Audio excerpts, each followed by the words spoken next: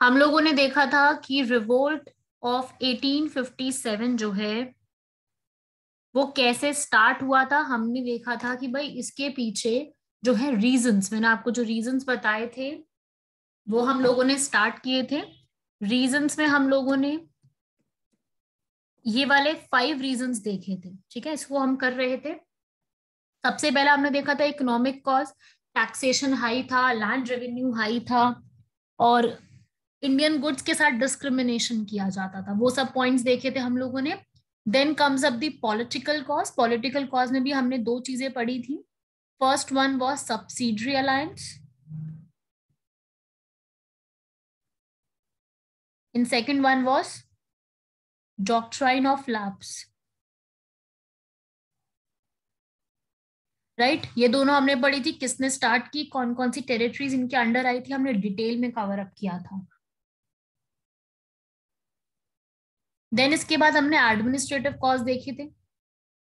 Administration में military वगैरह वो सब चीजें मैंने आपको लिखवाई थी। देन सोशल रिलीजियस देखे थे कि कैसे जो है हम लोगों के साथ किस तरीके से भेदभाव किया जाता था, डिस्क्रिमिनेशन सारे। और इमीडिएट कॉज लास्ट में हमने देखा था जो एनफील्ड राइफल था और बोन डस्ट वाला पॉइंट। तो ऐसे करके हमने कॉजेस सारे कवर अप करे थे, सब एक बार देख लेना, रिवाइज कर लेना उसको। एंड देन हम लोगों ने स्टार्ट किया था लीडर्स के बारे में। राइट, हम लोगों ने लीडर्स सारे देखे थे। लीडर्स में हम लोगों को कवर अप करना था। हम लोग देख रहे थे कि जो लीडर्स थे हमारे जितने भी, उनके अंदर जो सारे लीडर्स थे इनके द्वारा कौन कौन सी जो है, इन लोगों ने कौन कौन सी क्या क्या चीजें वहां पर उस समय की थी। तो हमने दिल्ली का देखा था, पर्सन का नाम लखनऊ, कानपुर, झांसी बिहार, और बनारस या बरेली हमने देखा था। बाकी मैंने आपको बोला था कि ये वाले आप छोड़ सकते हो बिकॉज उतना इंपॉर्टेंट ये नहीं है ना, तो आपको इतना पढ़ने की इसको नीड नहीं है। अब हम वापस आते हैं अपने टॉपिक के ऊपर। अब हमें जो है इसके आगे का कंप्लीट करना है कि रिवोल्ट ऑफ 1857 जो है इसमें और अब चीजें क्या शामिल थी। अब हमें देखने हैं इनमें आने वाले लोगों के नाम, ठीक है। अब हमें इसमें पर्सन्स के नाम बारे में पढ़ना है, कुछ थोड़ी बहुत फैक्चुअल डिटेलिंग्स और पढ़नी है।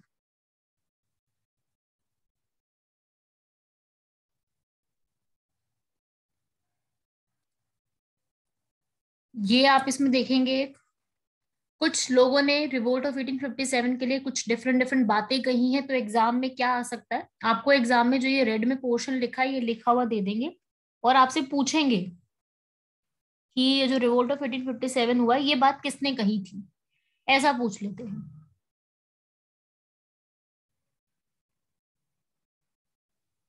तो ये आपको इसके अंदर याद रखना है। तो वो हम देख लेते हैं इसके बारे में कैसे हम इसको करेंगे। तो देखो भाई, इसके अंदर सबसे पहली चीज, वीडी सावरकर एक फ्रीडम फाइटर थे, इन्होंने बोला था इसको first war of Indian independence. एक ये लाइन आप सब लोग लिखेंगे, इंपॉर्टेंट। दूसरे डॉक्टर RSN सेन ने बोला था कि ये फाइट जो है एक रिलीजन के लिए स्टार्ट हुई थी लेकिन इंडिपेंडेंस के लिए जाके खत्म होती है। फिर तीसरे थे RC मजूमदार, उन्होंने बोला था ना ही ये कोई फर्स्ट ना ही कोई नेशनल कुछ भी नहीं है। तो आपके एग्जाम में कैसे आएगा, एग्जाम में नाम दे देंगे या फिर आपको स्टेटमेंट लिख देंगे और फिर आपसे पूछा जाएगा कि भाई ये जो लिखी हुई स्टेटमेंट है ये कहीं किसने है, ऐसा पूछते हैं एग्जाम में, ठीक है। तो ये आपको इस तरीके से पढ़ना है। लेकिन जो ये पूरा रिवोल्ट अभी हम देख रहे हैं, ये पूरा रिवोल्ट के ऊपर बुक्स भी कुछ लिखी गई हैं, ये बुक्स की लिस्ट है एक साथ। ये भाई ये बुक में आपको क्या दिख रहा है, पहली war of Indian independence, Karl, मैंने पहले भी इनका नाम बताया था, कार्ल, उन्होंने इसको लिखा है। फिर कॉजेज ऑफ इंडियन रिवोल्ट को सर सैयद अहमद खान, इनका नाम आपने सुना होगा। Indian war of independence VD Savarkar ने लिखा है। ये तीन ही इंपॉर्टेंट है, बाकी ये वाले चार आप चाहे तो छोड़ सकते हो, ठीक है भाई, आप ये चार छोड़ दो चाहे, लेकिन ये तीन जो ऊपर के लिखे हैं ये बहुत इंपॉर्टेंट है। इनको मत छोड़ के जाइएगा, जब भी एग्जाम होगा इनको रिवाइज करके जरूर जाइएगा। ये तीन ज्यादा इंपॉर्टेंट है स्टार्टिंग वाले, इनको आप नोट कर लो। ईयर चाहे आप याद ना रखो, ईयर पे बहुत रेयर चांस है कि क्वेश्चन कुछ पूछेंगे। मुझे अभी तक किसी एग्जाम में ईयर्स नहीं पूछे गए। यस, बुक और ऑथर का नाम जरूर पूछा गया, ये जरूर आता है एग्जाम में, ठीक है। अब इसके बाद इस रिवोल्ट का रिजल्ट क्या हुआ? रिवोल्ट तो स्टार्ट हुआ, लोगों ने बहुत जबरदस्त जो है लड़ाइयां लड़ी, हर बंदे ने अपने अपने लेवल पे लड़ाई लड़ी, लेकिन रिवोल्ट को सप्रेस कर दिया गया, बहुत बुरी तरीके से दबा दिया गया रिवोल्ट को।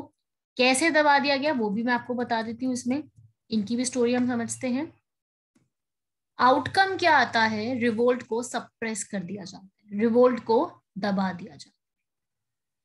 ठीक है, कैसे कैसे दबा दिया जाता है? सबसे पहली चीज तो जो दिल्ली था, दिल्ली जो है वो जहां पर बहादुर शाह, याद है ना सबको, जो लास्ट मुगल एम्परर थे, जो ये बहादुर शाह है, इनको बंदी बना लिया जाए। तो क्या होगा? इनको बंदी बना लिया जाएगा। और यहाँ पे कौन से बंदे थे जो पूरा लड़ रहे थे? नाम लिखेंगे। दिल्ली से ब्रिटिश सरकार की तरफ से लड़ रहे थे John Nicholson. John Nicholson Delhi से ब्रिटिश ऑफिशियल लड़ रहे थे। इन्होंने बहादुर शाह जफर को बंदी बना लिया, और साथ ही साथ जो भी इनके बेटे थे प्रिंस, उन सबको कैप्चर करके इन्हीं के सामने उनका गला काट दिया गया। और जो ये था बहादुर शाह जफर, उसको रंगून, रंगून पता है ना सबको, म्यांमार के अंदर है, म्यांमार के जेल में भेज दिया गया। ठीक है, तो ये इतना बुरा हुआ था यहाँ पर इस समय, यहाँ पे रिवोल्ट में। ठीक है, कौन सा रिवोल्ट? रिवोल्ट ऑफ 1857 के समय में ये एक चीज हुई थी, इनके बेटे को इनके सामने मारा गया। ठीक है, दो एक लेफ्टिनेंट जनरल थे, उन्होंने मारा था इनको। तो दिल्ली का तो ये हाल हुआ, दिल्ली में ये हुआ। उसके बाद और भी जगह थी, मैंने आपको बताया था, और जगह कौन कौन सी थी?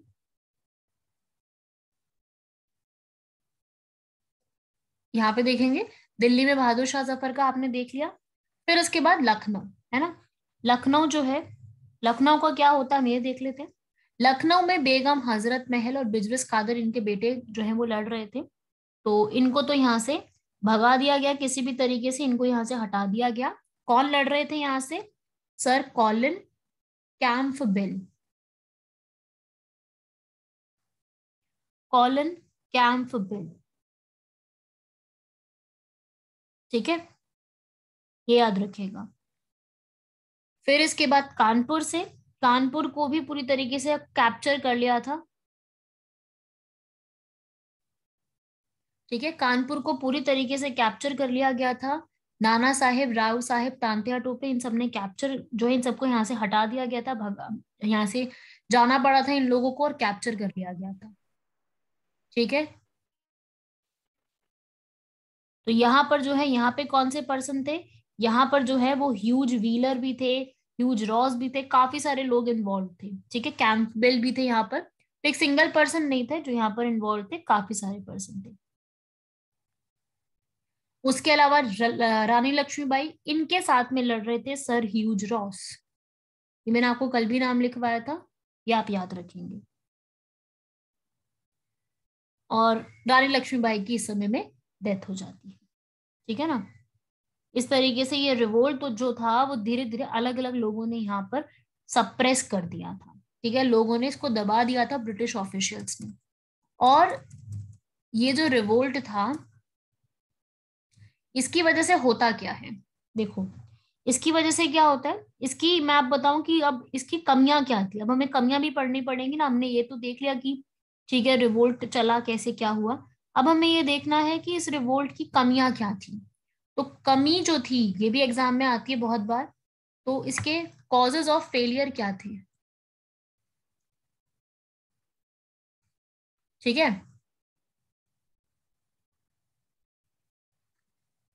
तो लिखेंगे सबसे पहले, हाँ वो पर्सन भी थे, दोनों पर्सन थे जो मैंने आपको कल लखनऊ का बताया था, सर हेनरी लॉरेंस, वो भी यहाँ पर इन्वॉल्व थे।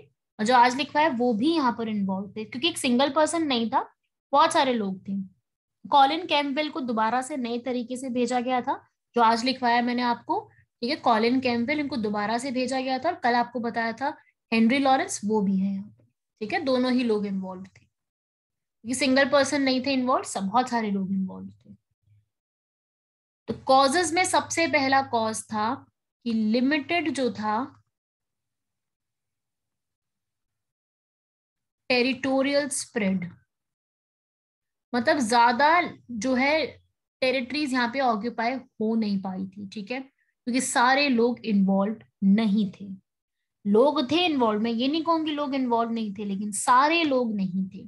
लिमिटेड टेरिटरी एक्सप्रेड था। जैसे कि अभी फैजल ने लिखा है, biggest failure was all India participation, मतलब हर किसी की पार्टिसिपेशन नहीं थी, ठीक है। दैट मीन्स जो ये बेसिकली कहाँ कहाँ पे था, ये नॉर्थ इंडिया में ज्यादा था। इंडिया का ईस्ट वाला हिस्सा, इंडिया का वेस्ट हिस्सा, इंडिया का साउथ, आपने इनके स्टेट्स के कहीं नाम नहीं सुने, है ना, ये लोग कहीं इन्वॉल्व ही नहीं थे, ठीक है। ये लोग आए ही नहीं, आगे बढ़े ही नहीं। बॉम्बे की जो आर्मी थी, बॉम्बे, मद्रास, इनकी आर्मीज लॉयल थी, और ये लोग ब्रिटिश सरकार के खिलाफ आए ही नहीं, ठीक है। तो आप कह सकते हो रिवोल्ट वॉज रेस्ट्रिक्टेड, रेस्ट्रिक्टेड था, पुअरली ऑर्गेनाइज्ड था, सारे लोग इन्वॉल्व नहीं होते, है ना। सिंध का एरिया इन्वॉल्व नहीं था, राजस्थान का एरिया इन्वॉल्व नहीं था, जो नेपाल था उसका एरिया इन्वॉल्व नहीं था, ये सब लोगों की इन्वॉल्वमेंट नहीं थी। दैट्स वाई सप्रेस हो पाया यहाँ पर, ठीक है। तो ये मैम प्रीवियस में रिपीट कीजिए। पूरा, ये वाला पूरा कॉन्सेप्ट, जो तीसरा वाला है ना, वो रेस्ट्रिक्टेड, तीसरा अच्छा वाला पॉइंट। ठीक है। हाँ। ये वाला पॉइंट का मीनिंग है कि जो रिवोल्ट था ये एक एरिया में, कुछ अमाउंट ऑफ एरिया में ही रेस्ट्रिक्टेड था, मतलब कि एक एरिया तक ही बात थी। कौन कौन से एरिया था हमारा, एक तो दिल्ली का एरिया इन्वॉल्व था, एक हो गया नॉर्थ का एरिया, नॉर्थ में क्या, यूपी वाला एरिया पूरा, बिहार का एरिया, अवध का एरिया, ये एरिया इन्वॉल्व थे। बाकी तो एरिया इन्वॉल्व ही नहीं थे, तो पुअरली ऑर्गेनाइज था और रेस्ट्रिक्टेड था, ठीक है। ये सिर्फ आपके सामने वर्ड्स है, ऐसे limited territorial spread, that means पूरे एरिया में जो है हर जगह पे बात नहीं फैली थी। अगर ऑल इंडिया पे बात फैलती तो शायद ये रिवोल्ट एक गेम चेंजर रिवोल्ट हो सकता था, लेकिन ऐसा नहीं हुआ। यहाँ पर जो हर हर लोगों को जुड़ना चाहिए था ना, ऑल इंडिया लोगों को, लोग जुड़े नहीं, ठीक है। तो ये एक बहुत बड़ा कारण था फेल होने का, क्योंकि हर कोई जुड़ नहीं पाया। East India, waste India, south India तो था ही नहीं, सिर्फ नॉर्थ इंडिया ही जुड़ा था साथ में। नॉर्थ इंडिया में भी कुछ एरियाज, यूपी, बिहार, अवध, रोहिलखंड, थोड़े ये एरियाज जुड़ पाए थे, कुछ एरिया राजस्थान का, सारा एरिया भी नहीं जुड़ पाया। तो कुछ कुछ एरियाज जुड़ पाए थे, अगर सारे जुड़ते तो शायद ये रिवोल्ट और अच्छा बन सकता था, ठीक है। तो पहला ये पूरा पॉइंट था, जो टेरिटरी स्प्रेड था वो काफी कम था, ठीक है। अब ये तो हमने देखा एरिया वाइज। अब क्या होता है इसके बाद, कि लोग जो जुड़े थे उनका क्या हाल था वो भी देख लेते हैं। कुछ लोग तो जुड़ना ही नहीं चाह रहे थे, कुछ लोगों ने इसके अगेंस्ट काम कर दिया, ठीक है, जैसे कि एजुकेटेड इंडियंस। ये कोई रिलीजन की बात नहीं है, ये इंडियंस की बात है। एजुकेटेड इंडियंस ने क्या बोला कि ये तो रिवोल्ट ही गलत है, हमें तो ब्रिटिशर्स का साथ देना चाहिए, ब्रिटिशर्स तो इंडिया में मॉडर्नाइजेशन ला रहे हैं, तो we have to support Britishers. तो उन लोगों ने साथ ही नहीं दिया, इन लोगों ने ब्रिटिशर्स का साथ दिया। एजुकेटेड इंडियंस रेफ्यूज्ड, लाइन लिखेंगे सब लोग पूरी मेरे साथ। Educated Indians refused to join because they consider British as a tool of modernization। वो कह रहे हैं कि ये तो मॉडर्नाइजेशन लेकर के आ रहे हैं, तो इनको तो हम साथ में जुड़ेंगे इनके, राइट। इनके साथ साथ एक तो एजुकेटेड इंडियंस नहीं जुड़े, दूसरे और कौन से लोग नहीं जुड़े इनके साथ, इनके साथ बिग जमींदार्स नहीं जुड़े, जो बड़े बड़े जमींदार हैं उन्होंने जुड़ने से मना कर दिया।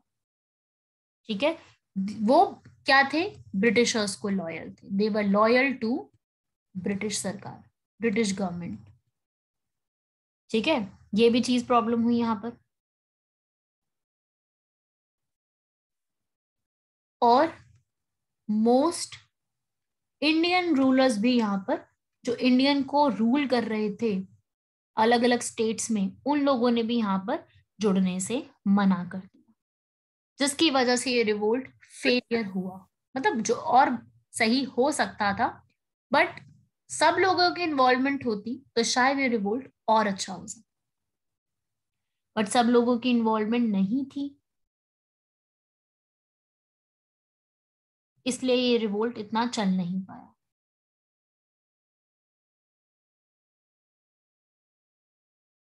ठीक है भाई, सब लोग नोट कर लो अच्छे से आराम से। ठीक है, आप लोग कहते हो कि मैम टाइम दो नोट करने का, तो आप लोग नोट कर लीजिए। ठीक है, और जब भी नोट हो जाए तो एक बार मैसेज डाल दिया करो, ताकि मुझे पता लग जाए कि आप लोगों का हो गया यहाँ पर।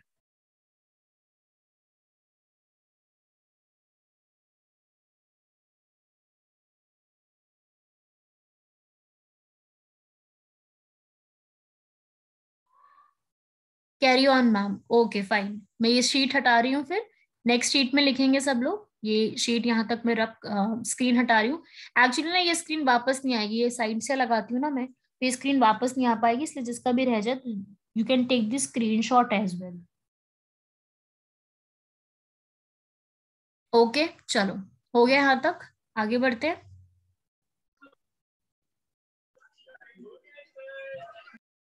नेक्स्ट उसके बाद क्या होता है, नेक्स्ट यहाँ पर था पुअर आर्म्स एंड इक्विपमेंट्स।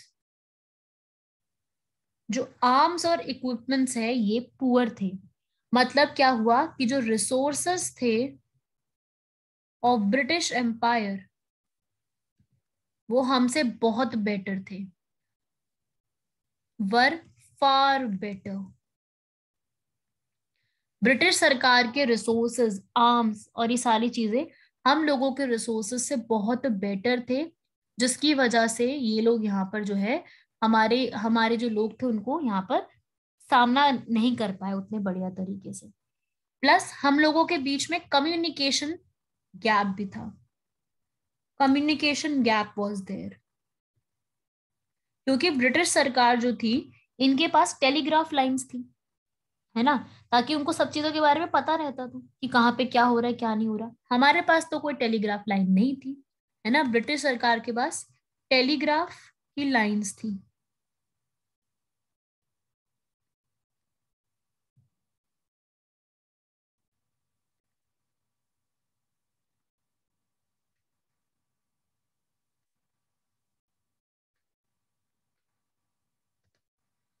उस रिवोल्ट के बारे में जानकारी मिलती थी क्योंकि टेलीग्राफ लाइन उनके पास मौजूद थी, जबकि हमारे पास ऐसी चीजें अवेलेबल नहीं थी, इसलिए हमें भी यहाँ पर उतना सामना नहीं कर पाए।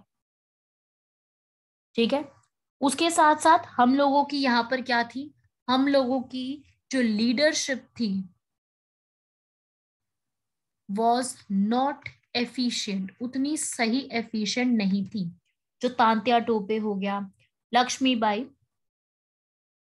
वो बहुत अच्छे से कर रही थी, लेकिन फिर भी जो ब्रिटिश गवर्नमेंट के जो भी लेफ्टिनेंट जनरल थे और वो सब थे, वो बहुत फार बेटर थे हमसे लीडरशिप के मामले में।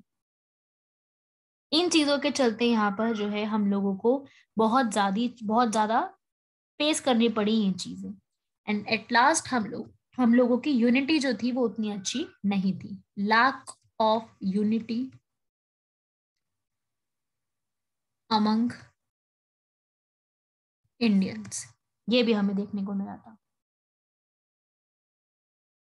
ये सब चीजें थी जो हमें यहाँ पर देखने को मिलती है।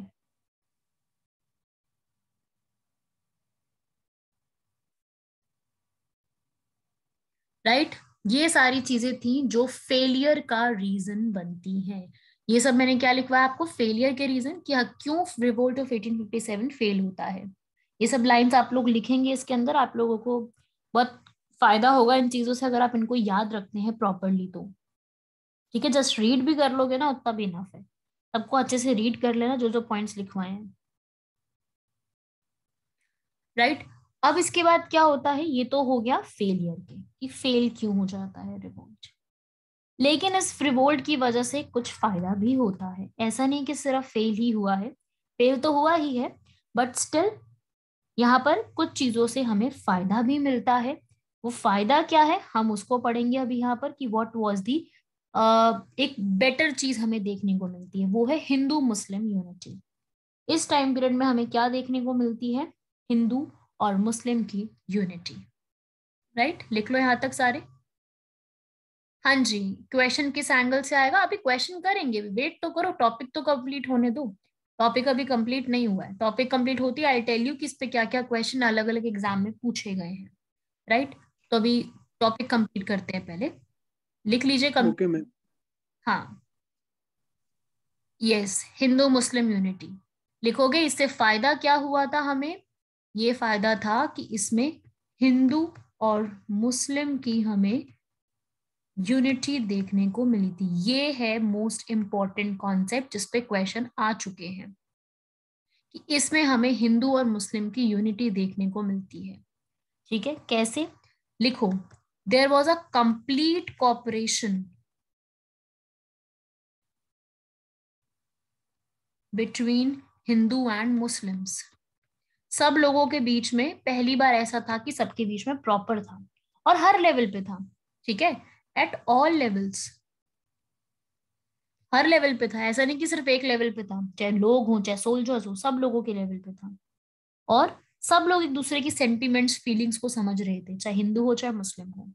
और इसी के साथ में सब लोगों ने यहाँ पर बहुत अच्छे तरीके से किया था सपोर्ट। एंड साथ ही साथ इसके अंदर जो है इस टाइम पीरियड में ये क्वेश्चन भी पूछा जा चुका है एनडीए के एग्जाम में, जो यूपीएससी कंडक्ट कराती है, उसमें आया था, एक स्टेटमेंट थी, immediate banning of cow slaughter was ordered once revolt was successful। मतलब कि काउ की जो है, काउ स्लॉटर जो किया जाता है उसको बैन कर दिया जाएगा। अगर कोई भी रिवोल्ट, एक एरिया के अंदर रिवोल्ट सक्सेसफुल हो जाएगा तो काउ स्लॉटर बैन कर दिया जाएगा। ये भी यहाँ पर एक बात कही गई थी, ठीक है, कि अगर एक एरिया में सक्सेसफुल हो जाएगा रिवोल्ट तो काउ स्लॉटर को भी बैन कर दिया जाएगा। तो ये आपको याद रखना है कि एक इसके अंदर एक एक्स्ट्रा पॉइंट ये भी था। और सब लोगों ने, सारे के सारे जितने भी लोग थे, वो लोग किसको अपना एम्परर मानते थे, बहादुर शाह जफर को। बहादुर शाह जफर को अपना सब लोगों ने जो है वो एम्परर मान लिया था। ठीक है, ये भी याद रखिएगा। तो यहाँ पर जो है इस टाइम पीरियड में हमें हिंदू और मुस्लिम में हर लेवल का सपोर्ट दिखता है, चाहे वो किसी भी तरीके का सपोर्ट हो। वी हैव फाउंड हर एक तरीके का सपोर्ट हम लोगों को इनको देखने को मिलता है, कि किस तरीके से इन लोगों ने रिवोल्ट को सक्सेसफुल बनाने के लिए सारी चीजें करी। दिस इज इम्पोर्टेंट, ये सारा कुछ एग्जाम के लिए काफी इंपॉर्टेंट है, पूरा पूरा रिवोल्ट के बारे में। राइट, अब हम इसके आगे देखते हैं कि रिवोल्ट ऑफ 1857 पे क्या क्या क्वेश्चन बनते हैं और किस किस तरीके से चीजें पूछी जाती हैं। तो देखो भाई इस पे क्वेश्चन कैसा आता है। इस पे सीधा सीधा आपसे क्वेश्चन ना स्टेटमेंट के फॉर्म में पूछ लिए जाते हैं। ठीक है, क्वेश्चन क्या पूछेंगे कि इस समय में पहला क्वेश्चन, ये सब लिख लिया सबने यहां तक, यस मैम। डन सबका, ओके। रब कर रही हूं मैं ये क्वेश्चन जो है इस पे क्या क्या पूछे जाते हैं। सबसे सिंपलेस्ट क्वेश्चन, इस समय के गवर्नर जनरल कौन थे। फटाफट से मैसेज करके मुझे आंसर्स बताएंगे, डायरेक्ट मैसेज मुझे आना चाहिए सबका। फटाफट सब लोग लिखेंगे जितने भी अवेलेबल हैं क्लास के अंदर अभी। टेक्स्ट मैसेज लिख के मुझे बताएंगे, who was the governor general at the time of revolt of 1857। Question number 1, option के बिना बताओगे ये answer. Imtiaz correct, Sameer correct, Surendra Kumar wrong. पहली चीज तो आंसर मुझे भेजना है, एवरीवन पे मत भेजिए। और दूसरी चीज ये आंसर रॉन्ग है, लॉर्ड डलहौजी नहीं थे। Only 2 students has replied, Imtiaz and Sameer. बाकी लोग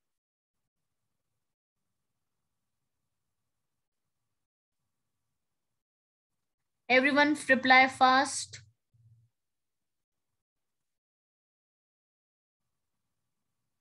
Shakir correct, Sajad correct.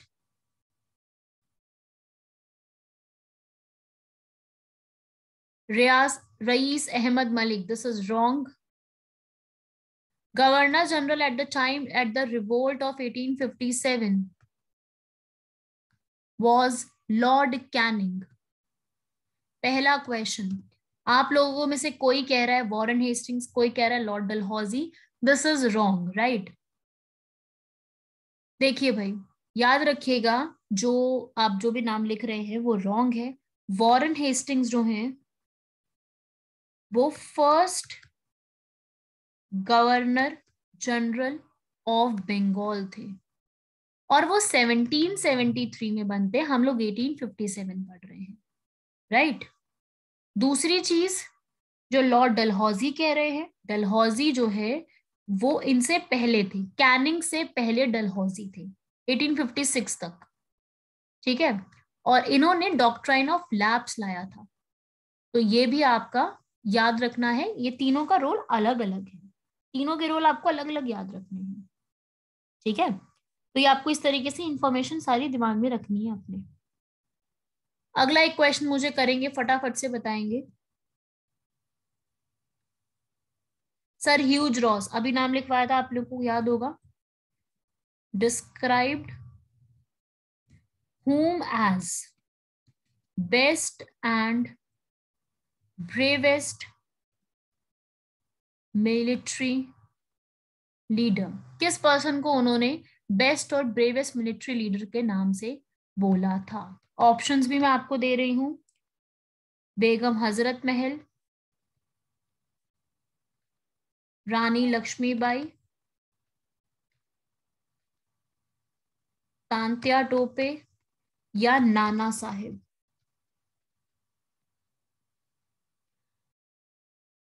Yes rice, correct है आपका आंसर.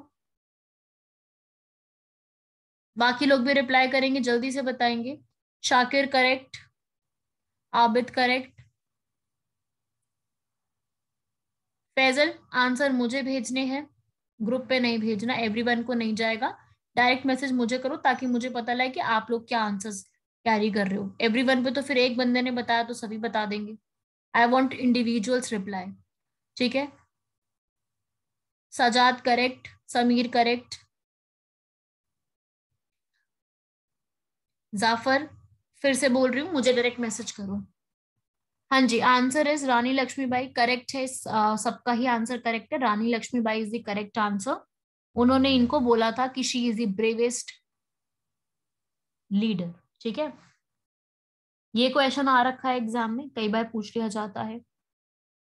उसके अलावा जो लीडर्स के नाम हमने अभी पढ़े हैं, लीडर्स के ऊपर बहुत क्वेश्चन आते हैं. क्या पूछते हैं कि who was the prominent leader from, मान लो आपसे पूछ लेंगे प्रोमिनेंट लीडर फ्रॉम लखनऊ या कानपुर, ठीक है. कोई भी ऐसी जगह पूछ लेंगे और आपसे इस तरीके से जो है क्वेश्चन पूछ लिया जाता है. ये क्वेश्चन आपके एग्जाम में बहुत पूछते हैं कि आपको ये बताना है कि ये पर्सन कहाँ से आया, इनका क्या था. इस टाइप के क्वेश्चन आपके एग्जाम में ज्यादा पूछे जाते हैं रिवोल्ट ऑफ 1857 पे, राइट. अब उसके अलावा ये पूछते हैं कि सबसे ज्यादा एरिया कौन सा इफेक्ट किया था इन सब चीजों में, तो वो दिल्ली था, जो कि सबसे ज्यादा इसके ऊपर इफेक्ट हुआ था, जिसकी वजह से ये क्वेश्चन पूछ लिया जाता है. म्यूट रखो भाई अपने आप को.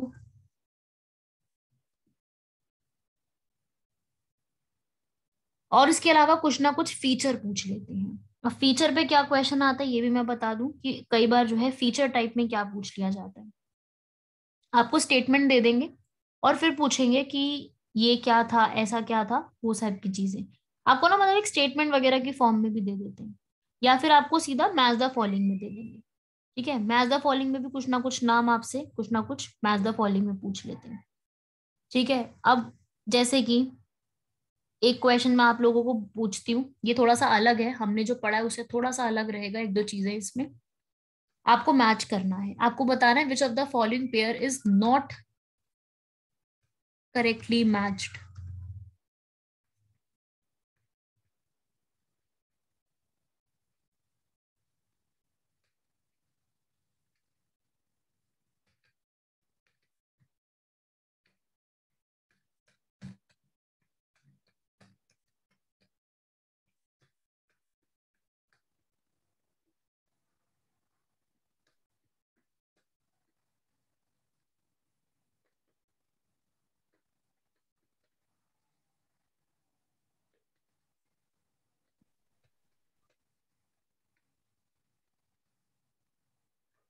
अब इसमें से आपको ऑप्शन बताना है एबीसीडी में से कौन सा करेक्टली मैच्ड नहीं है। ठीक है, इसमें से कुछ चीजें हमने नहीं पढ़ी है, तो हमें कई बार ऐसी चीजें भी पूछ ली जाती हैं एग्जाम में, जैसे ये चीज आई है हम लोगों ने नहीं पढ़ी है चीजें, कुछ पढ़ा है कुछ हमने नहीं पढ़ा। ठीक है, जैसे हमने कानपुर पढ़ा है, नाना साहिब करेक्ट है, ये चीज बिल्कुल सही है कि कानपुर से यही लड़ रहे थे। ठीक है, बागपत से शाह महल लड़ रहे थे, ये भी बिल्कुल ठीक है, ये अपने नोट्स में एक्स्ट्रा ऐड कर लेना, ये भी स्टेटमेंट ठीक है। मथुरा से कदम सिंह नहीं थे, ये चीज आप लिखो अपने नोट्स के अंदर, ये आ जाता है एग्जाम में। मथुरा से इनकी जगह, इनको हटा दीजिएगा, इनकी जगह लड़ रहे थे मथुरा से देवी सिंह। ये एडिशनल है सारी चीजें, कई बार एग्जाम में ऐसा भी आता है। और कदम सिंह जो थे ये कहाँ से लड़ रहे थे, कदम सिंह लड़ रहे थे मेरठ से। ठीक है, और जो फैजाबाद है मौलवी अहमदुल्ला, ये करेक्ट है। ठीक है, तो ये कुछ इंपॉर्टेंट चीजें एक्स्ट्रा जो पूछ ली जाती हैं इनको लिख लेना, कुछ ना कुछ ऐसा पूछ लेते हैं।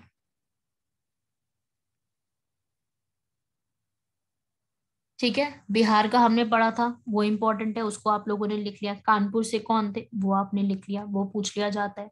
बेगम हजरत महल कौन से रिवोल्ट से थी, ये पूछ लिया जाता है। ठीक है, ये चीजें याद रखिएगा भाई एग्जाम के लिए extra information.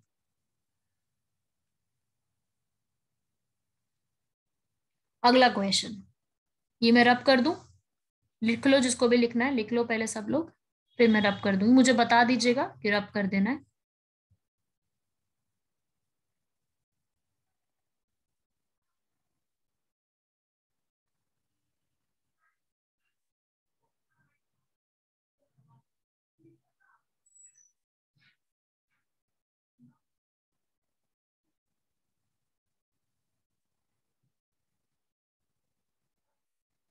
Done, okay, moving on next question, next देखेंगे इसके बाद। अब देखो ये क्वेश्चन है, नहीं भी आता फिर भी ये सॉल्व कर सकते हो।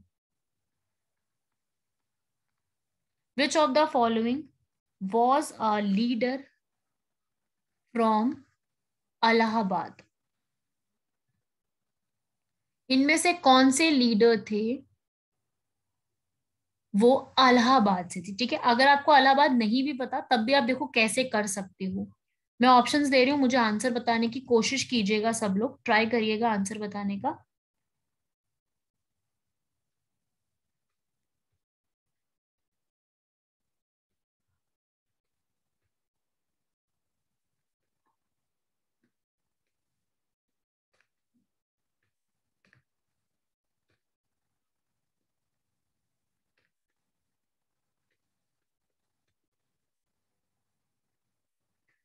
अब बताओ भाई क्या आंसर लगाओगे, एक बार ट्राई करो जरा सब लोग आंसर लगाने का, और बताओ एबीसीडी से मुझे क्या लग रहा है आंसर।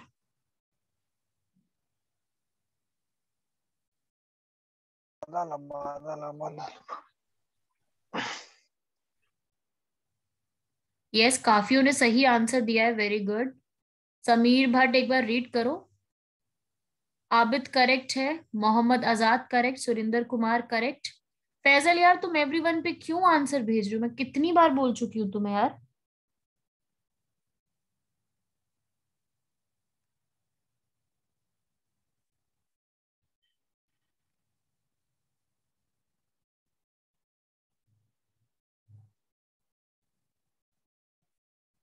शाकिर करेक्ट, काफियों ने सही आंसर दिया है, कुछ का गलत है, जिनका मैंने नाम नहीं लिया था उनका आंसर गलत है। तो भाई आंसर इसका है डी, मौलवी लियाकत अली। ठीक है। अगर आपको याद हो, हमने पढ़ा है तांत्या टू पे, हमने खान बहादुर खान, रानी लक्ष्मीबाई, इन तीनों को पढ़ रखा है, और तीनों आपको पता है कि ये तीनों यहां से नहीं है, ये तीनों इलाहाबाद से नहीं है। तो बचे कौन? मौलवी लियाकत अली, तो यही होंगे इलाहाबाद से। ठीक है, ये नहीं पढ़े हमने, दैट मीन्स यही होंगे इलाहाबाद से। इस तरीके से आपको याद रखना है। ठीक है, एग्जाम में ऐसी चीजें पूछ ली जाती हैं। तो इस तरीके से आपको जो है वो अपने हिसाब से एलिमिनेट भी करना पड़ सकता है। व्हाइट म्यूटिनी का कॉन्सेप्ट फैजल बताती हूँ इसके बाद में। ठीक है, ये जो व्हाइट म्यूटिनी है ये भी एक कॉन्सेप्ट था, वो मैं आपको बताती हूँ इसके बाद। ओके, एक पूछ रहे हैं खान बहादुर खान जो है वो कहाँ से रिवोल्ट लड़ रहे थे? ये भी आपको बताया था मैंने, बरेली। याद है, हम लोगों ने कल की क्लास में लिखा था बरेली से। ये बरेली से जो है वो जो है उस अपने रिवोल्ट को लड़ रहे थे। रोहिल्ला हंट एरिया बरेली, वहां से लड़ रहे थे। राइट, तो आंसर विल बी मौलवी लियाकत अली। तो देखिए ऐसे क्वेश्चंस आते हैं, जो पढ़े हैं उससे भी अलग से क्वेश्चन पूछ लिए जाते हैं। जरूरी नहीं है जो एग्जैक्टली पढ़ा है सेम सेम चीजें पूछ ली जाएगी, कुछ ना कुछ अलग से भी पूछ लेते हैं। एक क्वेश्चन और करेंगे सब लोग फटाफट से, बहुत इजी क्वेश्चन।